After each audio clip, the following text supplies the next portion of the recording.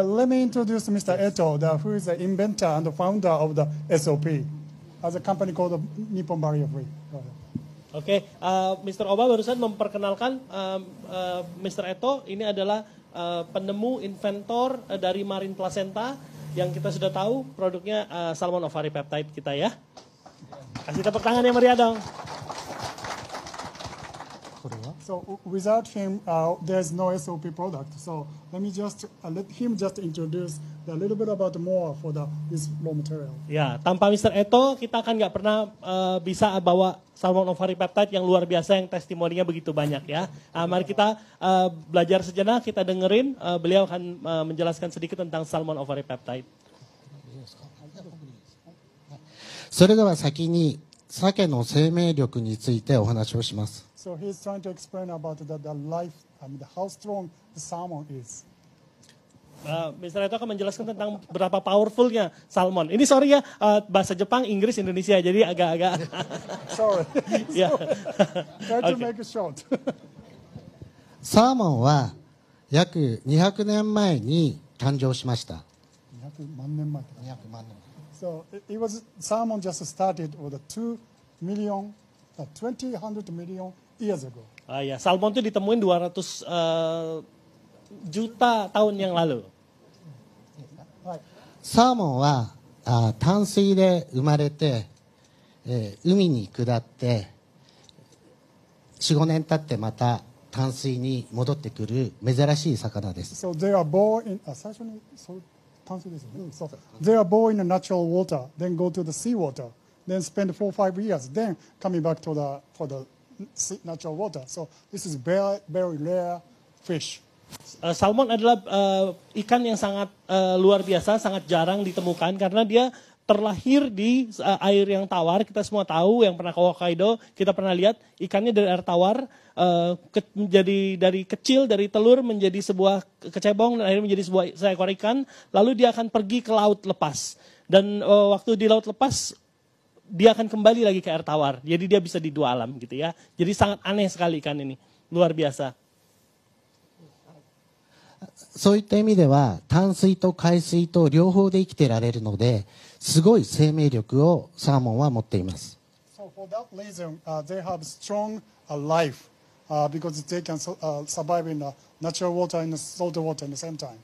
Itu perbedaannya dengan ikan lain, dia punya suatu kekuatan inner power gitu ya, karena dia bisa dari air tawar ke air laut dan kembali ke air tawar, dia harus fight arus gitu.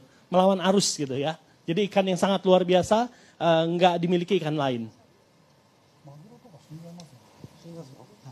そして、淡水で生まれて海に下って、約1万キロの旅を4年から5年かけて、旅をします。 So they are born in natural water. After that, it takes 10,000 kilometers traveling. So it's not only the tough, but it's also long life and stress and energies. Jadi dia harus menempuh kira-kira 10.000 kilometer dari sungai menuju ke laut dan pada akhirnya waktu dia mau bertelur lagi dia harus kembali menempuh 10.000 kilometer lagi menuju air tawar di mana mereka harus melawan arus. 淡水で生まれて海に下ってまた川に戻ってくるサーモンの割合は約 7% です。 So only 7% of them is coming back from the liver. Sayangnya waktu mereka sudah dari laut untuk menuju kembali ke sungai hanya 7% yang selamat gitu ya untuk berkembang biak kembali. サーモンは遠くアラスカの方を回って日本に戻ってきますけど、自分が生まれた川に必ず戻ってきます。 So they are traveling to all over the Alaska in the States, but they are back in their born liver.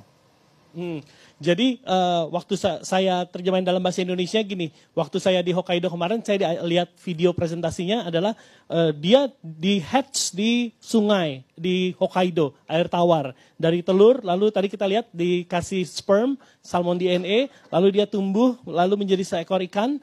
waktu dia berumur 6 bulan dia harus pergi ke laut, dia bisa sampai ke Alaska, ke Norway, kemana-mana gitu. Tapi waktunya dia bertelur kembali ada satu signal yang memanggil dan dia akan kembali lagi. Sekalipun dia ada di Alaska, sekalipun dia ada di Norway, dia akan kembali lagi ke tempat dia berada di Hokkaido gitu. Jadi dia akan melawan arus. Nah dari sebanyak ini salmon, cuma 7% yang bisa kembali hidup gitu ya.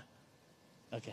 北海道に戻ってくるまでは地球の磁気を感じて、そして北海道に戻ってくると川の匂いを感じて生まれた川に遡上します。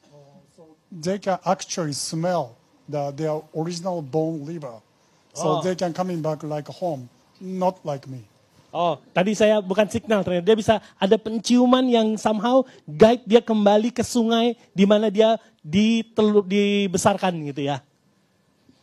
鮭は産卵するために川を遡上すると一切餌を食べません。 So when they coming back, especially for the woman who has a pregnant, when they coming back, they don't eat nothing.